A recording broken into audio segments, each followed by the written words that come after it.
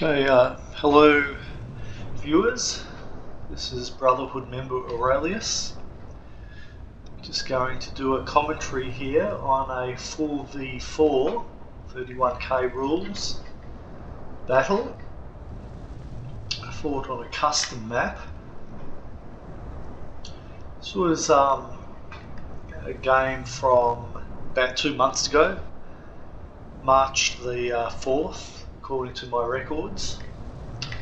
So let's introduce the teams. We have Barclay Man. He's got a large number of sacred bad spears. He's got like 2 units of cav, 2 units of slingers. My army. This army I seem to use quite regularly. I think it's one I usually use. I've got some peasants. I've got 4 Egyptian chariots, which are heavily classed as heavy cavalry.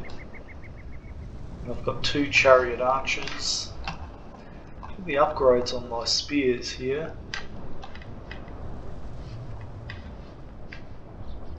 You'll see I've got fully upgraded spears except for my pilot shield unit, which has just got 3 upgrades. So which makes them into quite a formidable and useful heavy infantry unit that can go toe to toe with urbans actually.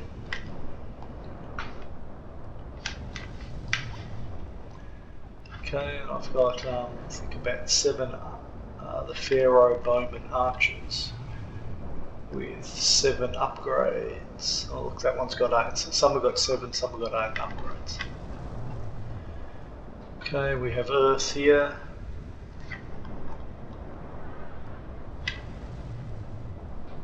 Looks like he's got fully upgraded Praetorian cav. Okay, and what's he got? 1, 2, 3 archers. 1, 2, 3, 4. Oh no, there's more archers there. 6 archers. 1, 2, 3, 4, 5, 6, 7, 8. Urbans. The urbans have just got 6 upgrades. I think I've seen this army, Earth use this army before. So 8 plus 6 is 14, plus the 6 cav makes 20, which is the maximum number of units you can have.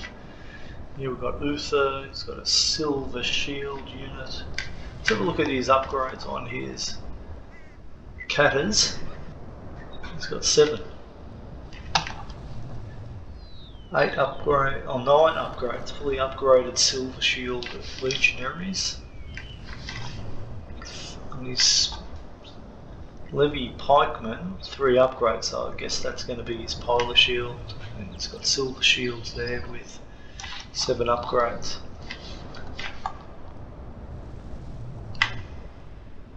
Okay. So look, I like to not just talk about the game. I'm going to now give a bit of some of my thoughts on geopolitics and warfare.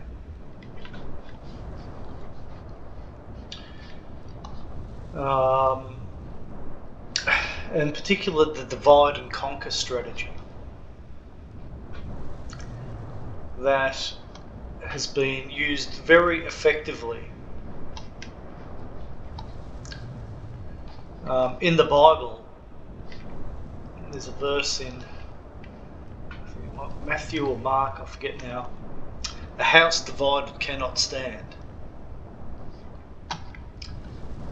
And generals from ages past have used this strategy very effectively. Off the top of my head, Julius Caesar in his invasion of the province or the area known as Gaul, Transalpine Gaul, which really comprises modern day France, parts of Switzerland, parts of Germany, the Low Countries. He used this divide and conquer strategy to make friends with one particular tribe and then play them off, get the different tribes fighting against each other. That made it easy for him to move in and conquer the whole damn lot.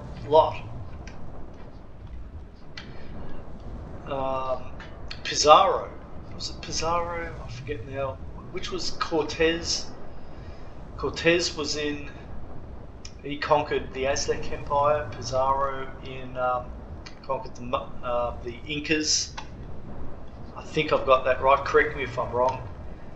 With a few hundred men, conquered entire empire with this divide and conquer strategy. And now we see this same strategy being employed by, well, what can we say, the NATO, the homogenous West, employing this strategy in empire in the Russian former Soviet Union areas, playing off Armenia against Azerbaijan, Georgia against the Ossetians and the Russians, Russians against Ukrainians, so that ultimately the globo-homogenous West can move in and split up Russia and impose the Western lifestyle on this really different civilization. I've travelled to Russia twice. It's a very interesting place. It's a breath of fresh air to visit these countries, largely untouched by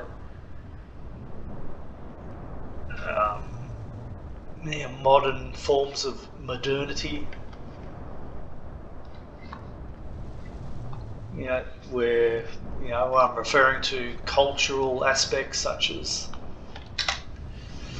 the glorification of homosexuality, transsexuality, militant forms of feminism that don't exist there. Wouldn't it be great if we had some place that didn't have these things, so that perhaps we could seek asylum there if necessary? Look, and I'm not look, there are some good things obviously about living in the West. I live in West. I live in a rather comfortable state here, yes, materially. But spiritually, I find it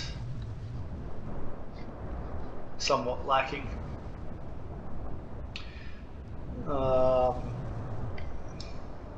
So anyway, let me know if you agree with that. Anyway, it looks like Russia is on the back foot, though you should never underestimate Russia. So we'll see how this plays out. I don't know, I think Russia is ultimately going to hold. I think the homogenous West will fail, will not fully achieve their goals of imposing what really has become a degenerate culture on the Russians. They don't want it. Most people really don't want this ridiculous ideas imposed on them, anti-human ideas imposed on them. So that is why I support Russia and Putin. And you should too, if you understand the bigger picture. If you're thinking of this as merely of a simplistic terms of one country invading another country's borders, that is the wrong take. It's more complicated than that. You need to look at the bigger picture in terms of culture and history.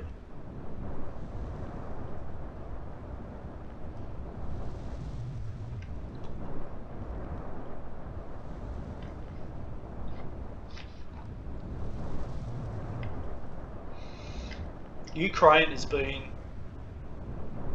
part of the Russian Empire since the really the 18th century,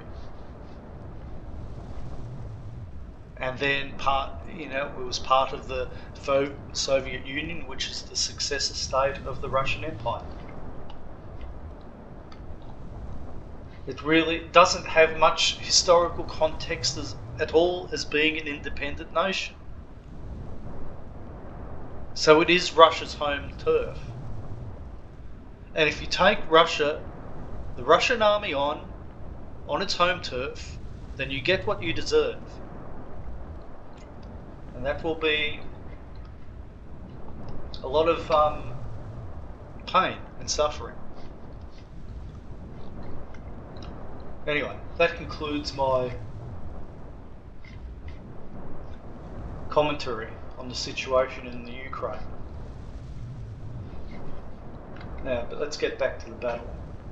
Let's fast forward.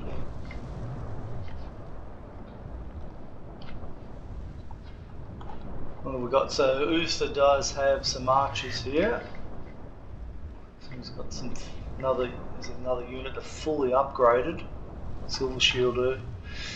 Now Uther has been having some problems with his internet. I don't know what it is. Apparently he installed something. Uther, if you're listening to this, just do a clean install, wipe Windows, reinstall it, and start again.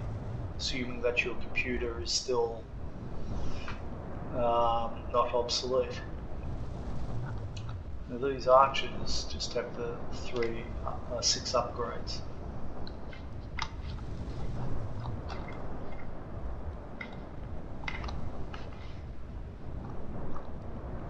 It's interesting. Earth's archers just have 3 upgrades. I presume that's gold attack. So Earth, you might like to confirm that in the comments. Earth has interestingly put all of his urbans in open order.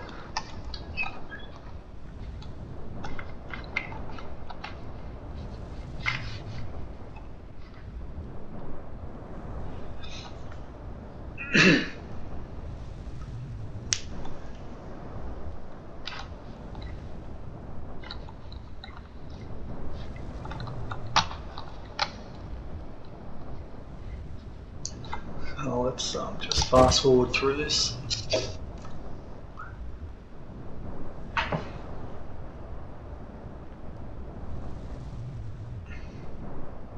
Here we go. So the enemy team, we've got Spartan Commander with Greece, or the Greek cities. So he's got some Cretan archers there, 3 Cretan archers, and looks like 3 regular archers. Looks like gold on there. We've got Pompey.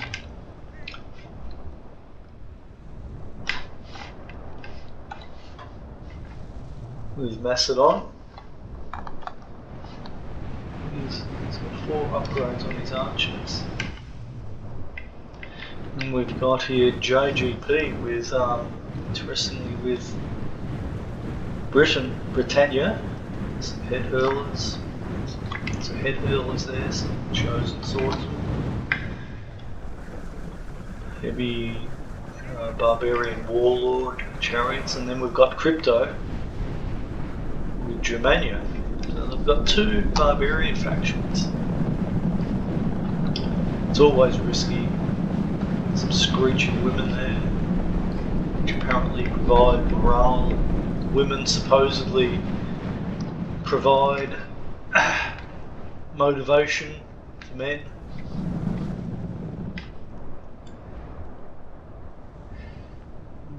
Allowing women to provide your motivation in life is a very risky thing, in my view.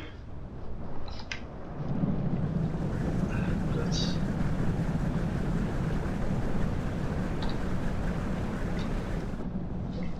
anyway, be a topic for another day. So, okay, looks like JGP has got these woad warriors. Woad is some sort of paint that these Celtic tribesmen painted on themselves.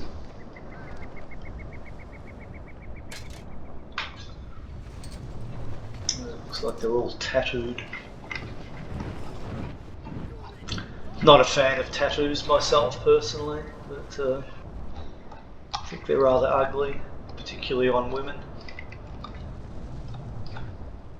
Okay, so now I'm moving. My idea is to try and get past this. Now, fortunately, we've got this depression with a lot of rocks there, which cuts off my, ability to flank. But if I had been the enemy, I would have tried to block this off. Why would you allow me to get behind you?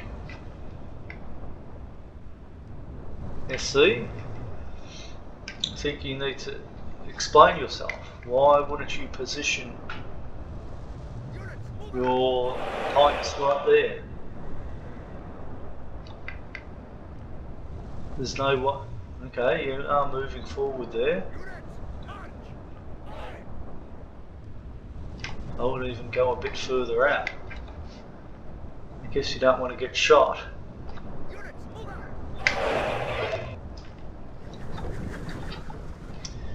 Okay, so we have got JGP trying to block this. It's interesting. Bark has gone ahead of me, had a similar idea to me, but he is unfortunately going to get severely beaten up by these barbarian warlord chariots.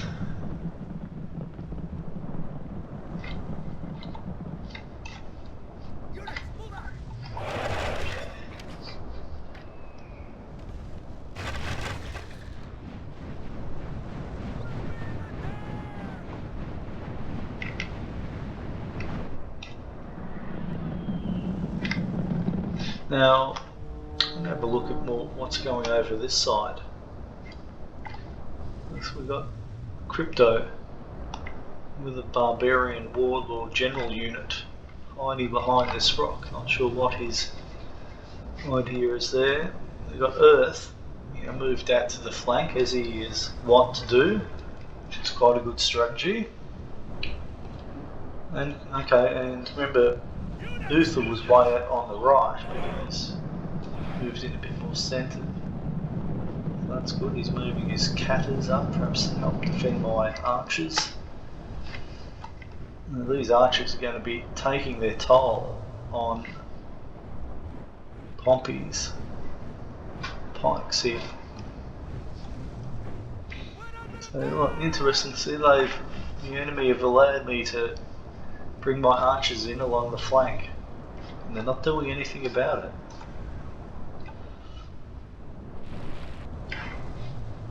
Guess what? JGP doesn't want to take on my chariots. No, I think British chariots are probably superior to Egyptian chariots. Anyway, I'm moving up my missile cav. My missile chariots. Shooting. So they go. Targeting the archers here, enemy archers.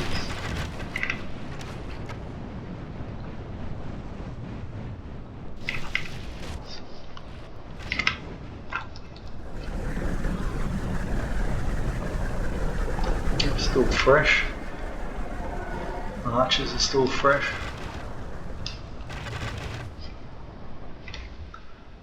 Pompey retreating. For fire, using his archers as well. Got Earth moving in. So they really are getting cramped in. Look at this. They're all retreating into a small little area, allowing themselves to be outflanked.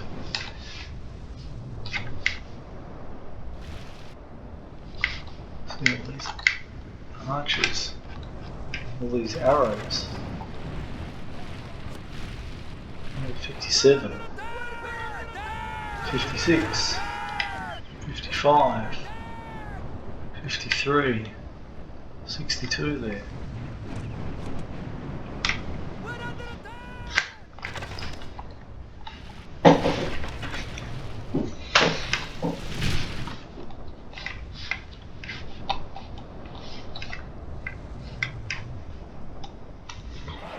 So the enemy probably do have a faction disadvantage here, but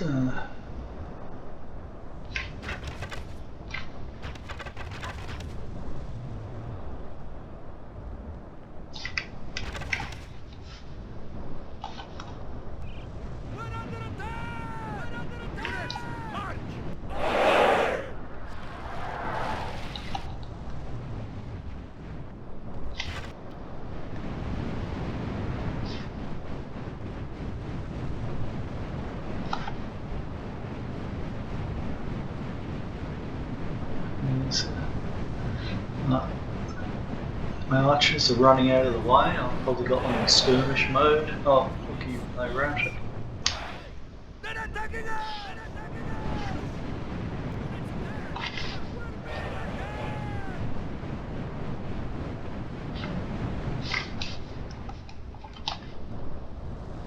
Now, something's happening over here. Look. Crypto and JGP making a move on Earth.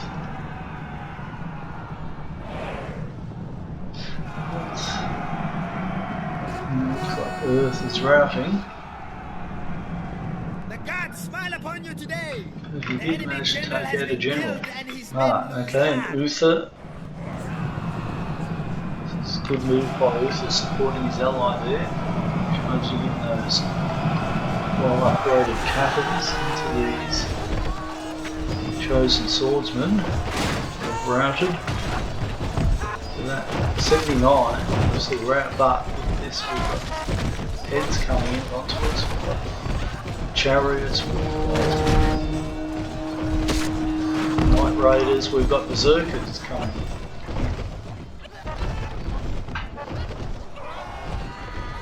So Uther's Cathage have in turn been routed.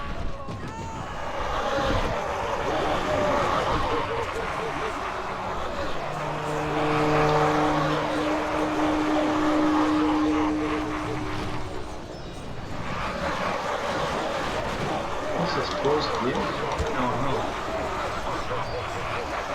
Okay, look at this. Urbans have been routed.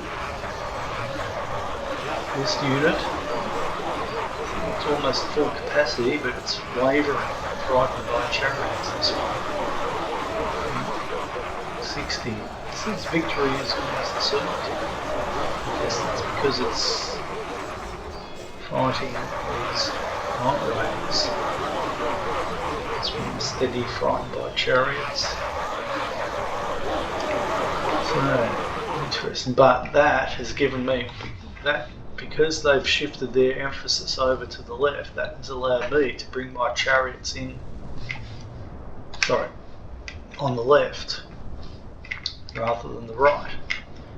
Okay, and it looks like Bark is advancing.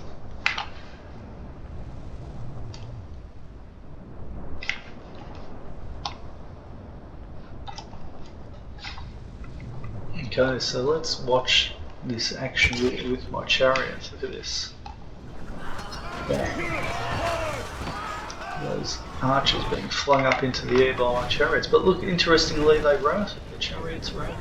Somehow they managed to withstand.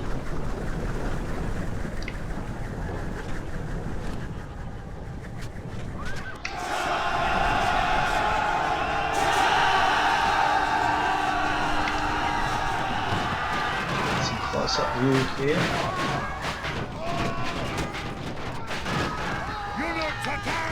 Right along with the chariots as they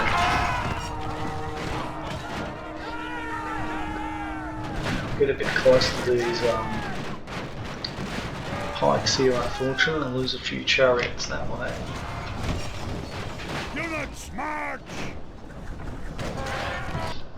But anyway, let's have a look at this area on this side.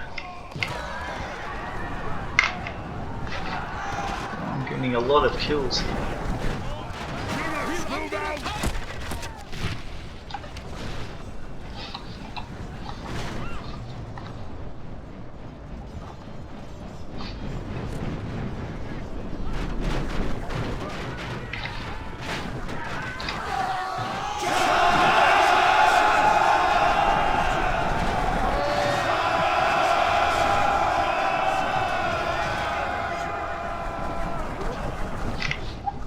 Let's get some sound effects.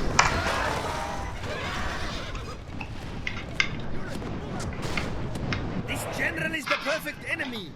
He does not stand but runs away. Earth's Is there any point Urbans. in killing him? Previous engagement. Let's have a look over here now. Got these berserkers still in bloodlust. Lots of them actually. And what about these Bark and myself, my pikes? We still haven't really engaged yet. We've got Luther's pikes here. Still not engaging. We've got here. We've got the Woad Warriors advancing. Got my bowmen. Looks like they're retreating away from those pikes.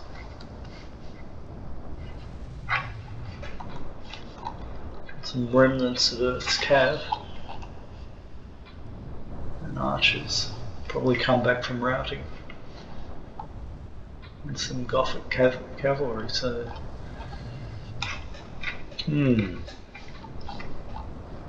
Alright, so let's continue on. The enemy general flees like a frightened child. Now attack and break the will of his followers.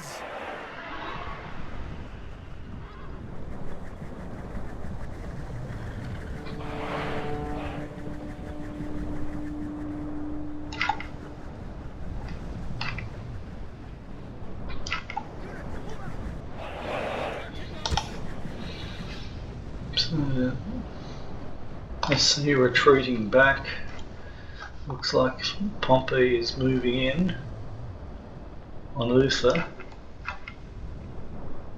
Uther's flank is being threatened here by these chosen swordsmen and Woad warriors.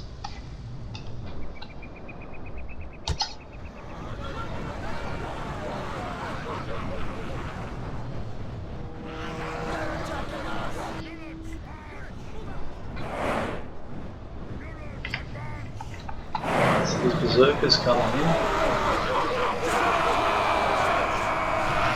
Let's see what they do.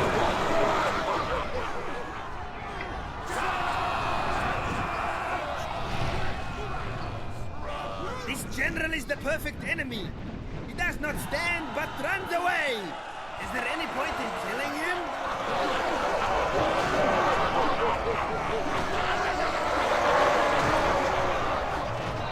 Taking pikes on head on is not ideal for the berserkers. See a lot of Pompey's pikes crouching, and even the berserkers This may cause panic in your army.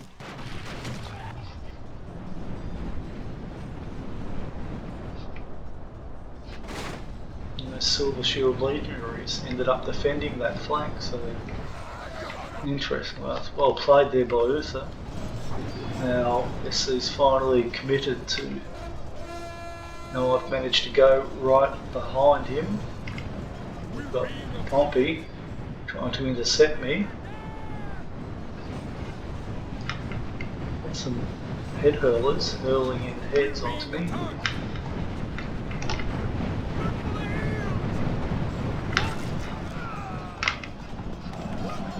lowered my pikes. I'm going to engage those Royal Pikemen.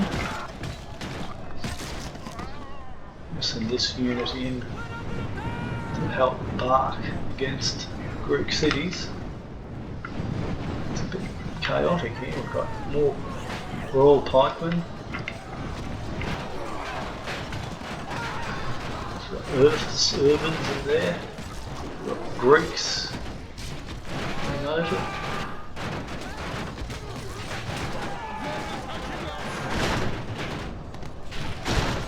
It says defeat certain, so we've got this unit, the fully upgraded Pharaoh's Guards. I'm going to hold back about 7 units of Spartans. It says defeat certain. But we've got a lot of pikes here. Carthage and Selucid pikes moving in on the enemy. In the background here we've got some archers and head hurlers coming back from routing. Some light chariots and still some berserkers, but they're exhausted.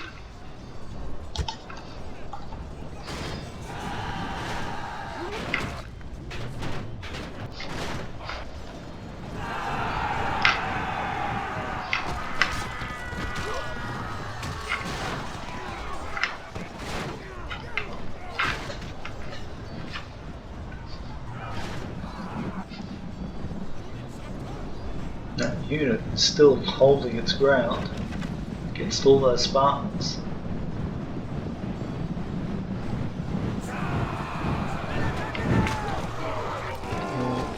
The Egyptians moving in on those Spartans, valiantly taking them on, even though they are really not quite of the same calibre as Spartans. There's some berserkers here.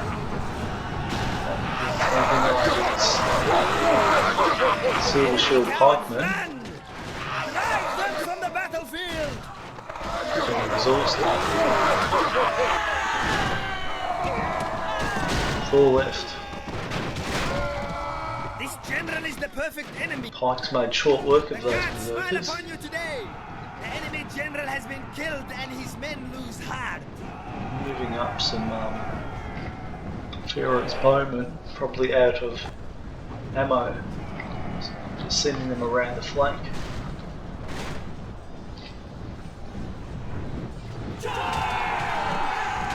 And eventually, with all of these reinforcements arriving, it's too much for the Greeks in Macedon. Victory is sweet indeed, and all the sweeter for being so decisive. Okay, so quite happy with the number of kills. A lot of them were cheap kills, archers and head hurlers taken out by my chariots. Bark got 800 kills, but he still had a lot of men left. Uther 1700, and Earth 1110, Crypto 1000, 37, JGP a bit low there, NSC 1271. Let's have a look at my kills. So as you can see, my chariots did a lot of kills there. So it's showing the same as my chariot archers. Bowmen did well, guards did well. So anyway, that concludes this commentary. I'll see you next Friday night.